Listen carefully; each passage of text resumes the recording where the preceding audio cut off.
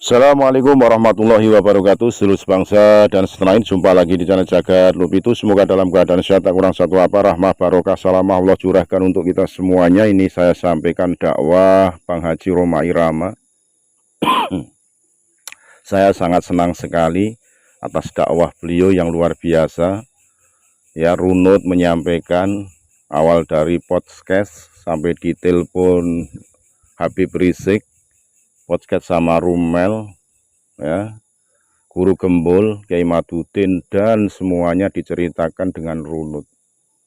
Awal pertama menganggap Kiai Madudin mengada-ada sebagai orang PKI, tapi setelah membaca tesisnya, menyimak, mendengarkan kajiannya, mengambil kesimpulan bahwa seyakin-yakinnya bahwa klan Pahlawi bukan Dzurriyyah Rasul, tapi perlu penyeimbang, maka akan memanggil atau mengundang Bib Rizik, Bib Lutfi untuk menceritakan kronologi yang sebenarnya. Bahkan beliau tidak menerimakan kalau Indonesia itu adalah milik Tarim. Ini yang sangat disayangkan. Coba kalau Bang Rhoma ini duduk di struktural PBNU atau MUI, luar biasa.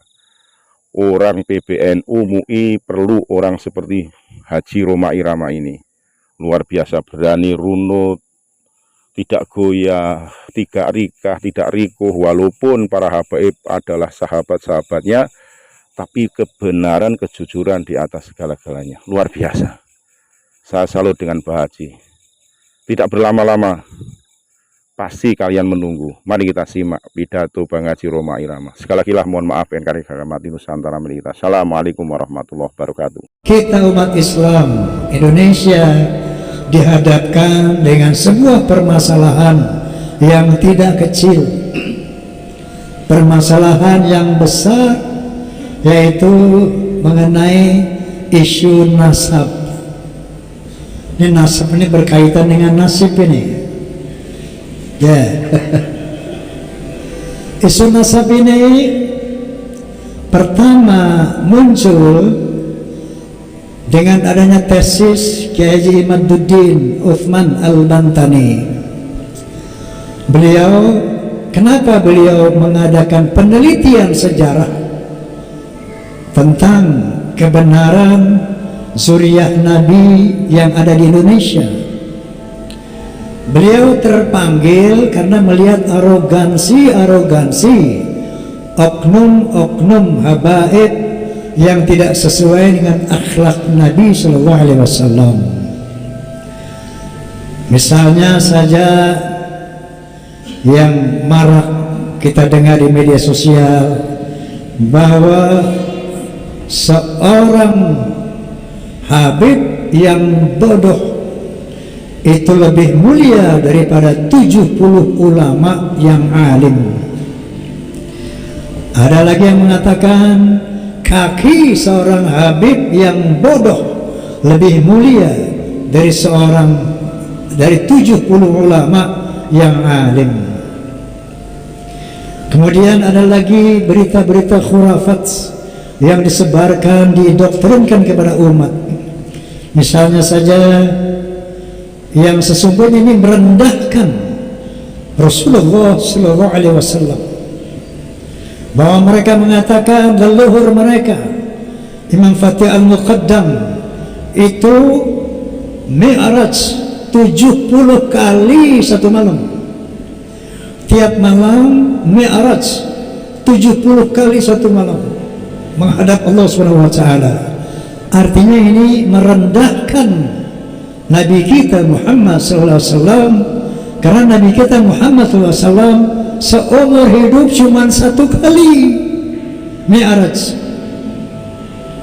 Banyak lagi cerita-cerita khurafat bahwa hanya dengan sehelai kertas seorang ahli maksiat, kalau bawa ini kertas surat dari seorang habib, kasih tahu sama munkar wa nakir, ini surat dari Habib Fulan, insya Allah nanti kalau ditanya jangan jawab, kasih aja surat gue, masuk surga tanpa hisab. Banyak lagi hurafat-hurafat yang membuat umat Islam khususnya para ulama berpikir, merenung apakah ia turunan Nabi seperti ini? Maka muncullah penelitian dilakukan oleh Kiai Haji Imaduddin Utsman Al-Bantani, membuat tesis melalui mengadakan penelitian. Beliau meninjau sejarah secara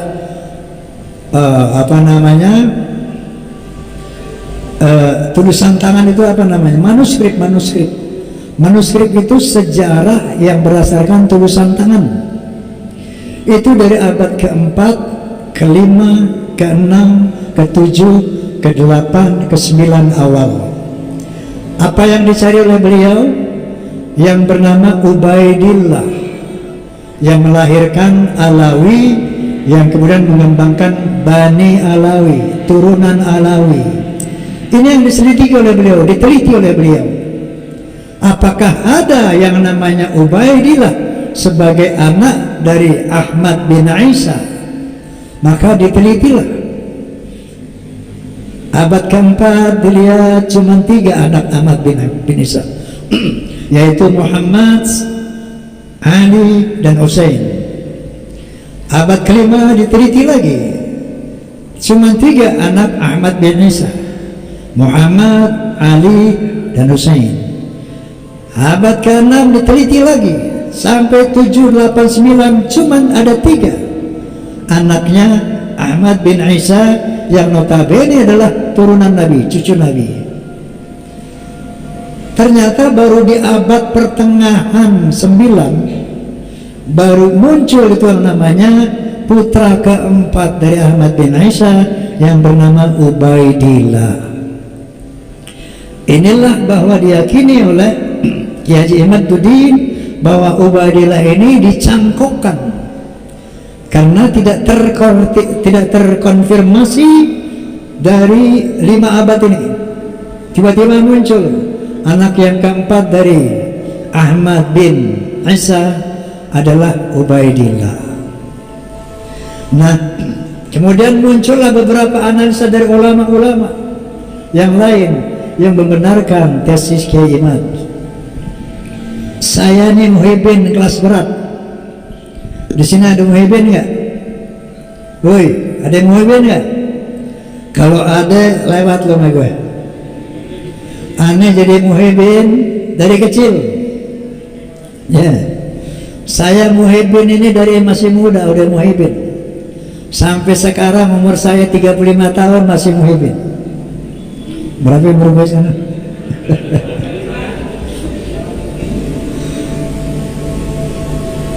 Jadi kalau bicara muhibin, lo gak lawan gue. Begitu saya dengar Kiai Imad pertama kali, saya suudzon bilang, ini orang siapa sih ini? Datang-datang merungkat nasabah Alawi, PKI kali ini orang nih. Dulu saya begitu. Karena hal ini 500 tahun nggak pernah ada yang ganggu gugat ini nasab.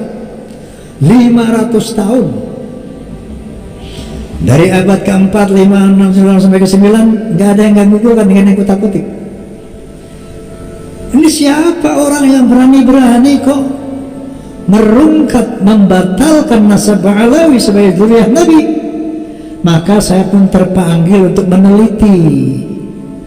Saya baca juga deh penelitian beliau. Tak, iya juga nih. Kemudian saya baca lagi dari yang mengcounter itu. Ternyata dari sana saya mulai sedikit meyakini kebenaran tesis Imaduddin, Kiai Haji Imaduddin. Saya baca counternya, katanya yang membuat itu Ali bin Abu Bakar As-Sakram. Dia bermimpi, dalam mimpinya Ubaidillah ini anaknya Ahmad bin Isa. Ubaidillah ini cucu Nabi berdasarkan mimpi. Ini secara hujah akliyah ini kurang bisa dipercaya. Oke, maka saya undanglah yang namanya Siapa pertama itu? Gembul, Guru Gembul. Tadinya Guru Gembul ini di podcast saya mau bicara tentang kasus Vina yang viral itu. Ya, tahu kasus Vina kan?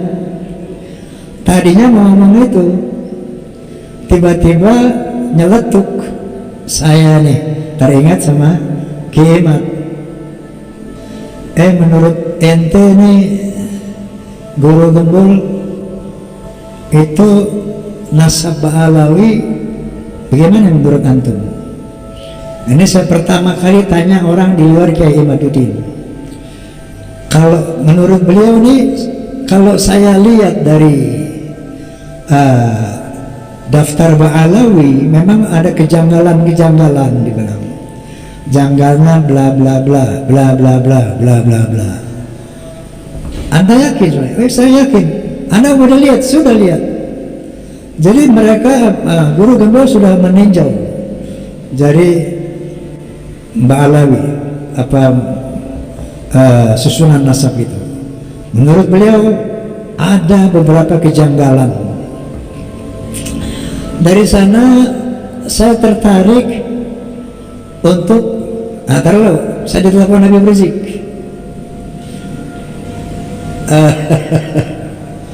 Ada satu ustadz telepon saya, ini ustadz sahabat saya, Bang Haji, Habib Rizik minta telepon antum nih, kasih nggak? Kasih, ini bilang, kasih. Dia mau telepon antum nih, dia mau tegur ente nih Bang Haji. Dia bilang, emang siapa dia mau negur gue? Nggak lama malamnya Habib Rizik telepon saya. Assalamualaikum Bang Haji. Waalaikumsalam Habib. Masya Allah, anak kangen sama ente nih Ji. Kemana aja ente? Ini Habib Rizik memang teman dari muda, dari belum jadi ketua FPI.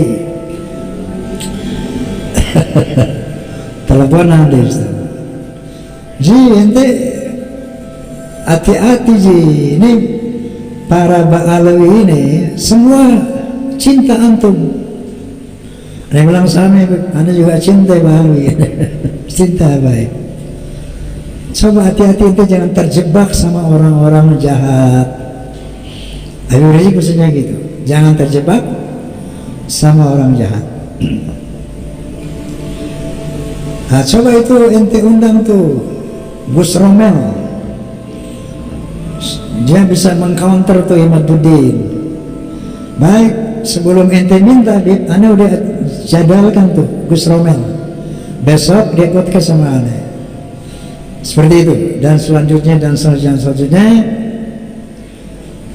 Maka sampai podcast terakhir setelah dengan Romel baru saya undang Kiai Haji Imaduddin. Setelah itu saya undang pimpinan Rabitatul Alawiyah, yaitu Habib Taufik Assegaf. Sayangnya beliau bersurat kepada saya nggak siap datang. Kemudian saya undang ahli genetika Dr. Sugeng Sugiharto. Saya undang ahli filologi Profesor Menahem Ali. Saya undang ahli sejarah Profesor Anhar Gonggong yang baru kemarin. Udah lihat belum ini? Oi. Nah, kemudian insya Allah besok, Jumat besok, saya undang Profesor, maksudnya Kiai, wakil dari Wali Songo, turunan Wali Songo, Gus Abbas dari Cirebon, Buntet. Dan insya Allah saya akan undang Habib Rizik Syihab. Akan saya undang juga yang namanya Habib Lutfi Pekalongan. Untuk apa? Untuk berdiskusi melihat yang mana yang benar, yang mana yang salah. Siapa yang benar, siapa yang salah. Karena ini sudah masalah umat, masalah bangsa. Seandainya Anda semua telah mengikuti podcast Bisikan Roma, Bincang Asik bareng Roma, sampai yang kemarin pasti sudah paham. Pasti Anda sudah paham bagaimana persoalan yang sebenarnya. Oke? Jadi ketika ada masalah-masalah di kalangan umat Islam, di kalangan bangsa Indonesia ini, kenapa saya katakan penting? Karena ada indikasi-indikasi kaum Ba'alawi ini mau menghegemoni, mau menjajah Republik Indonesia. Contohnya dengan membuat kuburan-kuburan palsu. Banyak sekali kuburan-kuburan palsu dengan nama Habib ini, Habib itu, Habib ini, Habib itu, hampir di seluruh Indonesia, dan sebagian besar sudah dibongkar oleh umat Islam. Dan pemalsuan nama daripada para wali, pemalsuan nama yang sangat viral, yaitu dari Sumo Diningrat yang diklaim sebagai Hasan bin Toha bin Yahya. Ini diteliti oleh para ahli sejarah. Ternyata ini adalah pemalsuan nama-nama, pemalsuan makam-makam. Kemudian ada klaim-klaim bahwa pahlawan nasional di Ponorogo adalah Ba'alawi, Imam Bonjol Ba'alawi, Tengku Umar, Tengku Cijitiro, semuanya Ba'alawi. Maka saya undanglah ahli sejarah Profesor Anhar Gonggong yang menyatakan dengan satu kalimat, bohong. Dibuktikan dengan sejarah-sejarah. Sampai ada klaim bahwa Indonesia ini milik Tarim. Buktinya, lihat tuh, banyak kuburan wali-wali dari Tarim. Inilah kepentingan membuat kuburan-kuburan palsu. Indonesia milik Tarim. Inna lillahi wa inna ilaihi raji'un. Jadi tidak sederhana ini persoalan. Ternyata ini persoalan berat, besar. Makanya saya katakan, qala ta'ala wala udwana illa 'ala zalimin.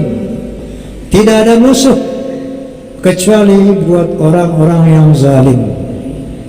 Maka jangan digeneralisir, jangan gebah uyah. Saya yakin sebagian besar Habib-Habib nggak paham ini. Sebagian besar mereka nggak paham ada rencana jahat untuk menguasai Indonesia. Makanya kita jangan gebah uyah, jangan digeneralisir. Hati-hati dalam hal ini. Jadi alhamdulillah proses hukum dari PBNU juga sudah berjalan. Maksud saya pengkritisian bahwa mereka bukan hanya memalsukan kuburan-kuburan, bukan hanya memalsukan sejarah Indonesia, bahkan sejarah NU juga dipalsukan. Dan alhamdulillah ketua PBNU telah memerintahkan kepada jajaran NU untuk mencabut buku karangan Lutfi bin Yahya, artinya produk beliau, untuk ditarik dari semua jajaran perguruan Nahdlatul Ulama. Nah, artinya sudah mulai tercium adanya pemerkosaan, pembelokan sejarah PBNU itu sendiri. Nah, saya katakan tadi ini bukan soal kecil, soal besar. Makanya mengatasinya pun harus hati-hati. Jangan terprovokasi sehingga yang berantem nanti masing-masing pribumi. Ya, lawan perang ini, hati-hati. Ntar kita berantem, dia pada ngumpet. Betul. Yang berkelahi pada ini lo nih. Dia gimana nanti? Dia nonton. Makanya hati-hati, jangan terprovokasi. Saya udah bilang di podcast saya kemarin, Beb, hati-hati, Beb, jangan nanti provokasi umat. Tega ente ngadu domba umat. Jadi atasi ini bil hikmah wal mu'izatil hasanah, dengan ilmu, dengan data, ya, bukan dengan emosi dan sebagainya. Sebetulnya hal ini gampang banget. Oke, kalau dari dasar sejarah masih bisa diutak-atik. Filologi itu, filologi artinya ilmu sejarah peradaban manusia. Menurut Profesor Menahem Ali, ini orang Yaman ini asalnya tuh dari Kaukasus, bukan dari Arab. Ya. Kemudian secara genetika gampang kan? Anak bilang di podcast, Beb, ente udah ngomong dulu, Beb, bahwa ketika antum melihat rambut Rasulullah SAW, ente bilang dulu sebelum ada kasus ini, nah ini nih ada rambut Nabi nih, siapa yang ngaku-ngaku turunan Nabi, ayo tes DNA. Yang ngomong Habib Rizik sendiri itu. Ayo siapa yang ngaku-ngaku tes DNA, ntar kelihatan nih yang benar yang salah. DNA Nabi kemana, lo kemana katanya. Dia sendiri yang ngomong. Tapi sekarang apa yang mereka bilang? Tes DNA haram.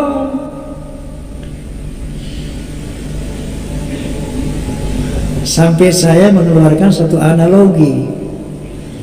Qala ta'ala, innama harrama alaikumul maitata wa dama wa lahmal hinjir wa ma uhilla bihi li ghairillah faman ittarra ghayra baghin wa la 'adin fala ithma alayhi innallaha ghafurur rahim. Sesungguhnya diharamkan atas kamu, 1 bangkai, 2 darah, 3 daging babi, dan 4 binatang disembelih tanpa nama Allah. Haram tuh. Tapi famaniturra, tapi barang siapa yang terpaksa, ghairu baghin, tidak menyukainya, wala adin, enggak keterlaluan makan babinya, fala ithma alaih, enggak berdosa baginya. Ini tes DNA bukan darurat lagi, mendesak untuk menyelesaikan masalah ini. Betul nggak? Betul nggak? Nanya dong lah. Jelas tidak? Takbir. Sallu ala Nabi. Kan begitu. Kalau mereka tujuan hidupnya lillahi ta'ala, inna salati wa nusuki wa mahyaya wa mamati lillah, nggak ada urusan itu nasab. Inna akramakum indallahi atqakum. Nabi SAW bersabda, al jannatu lil muttaqin walau kana abadan habasyian, wan naru lil asina walau kana sayyidan quraisyan hashimiyan. Surga itu buat orang yang bertakwa, walaupun dia budak dari bangsa Habsyi. Surga buat orang yang takwa, walaupun budak dari bangsa Habsyi sekalipun.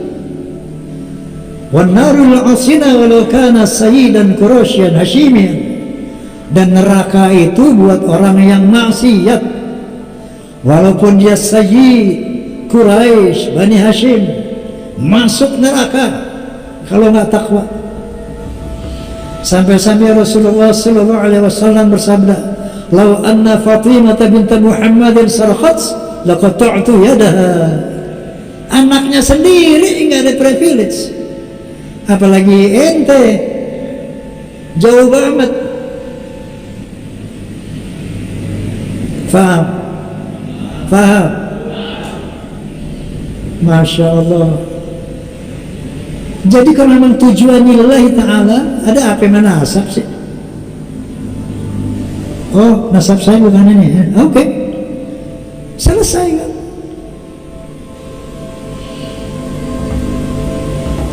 Secara sejarah nggak nyambung, secara DNA nggak nyambung, filologi nggak nyambung.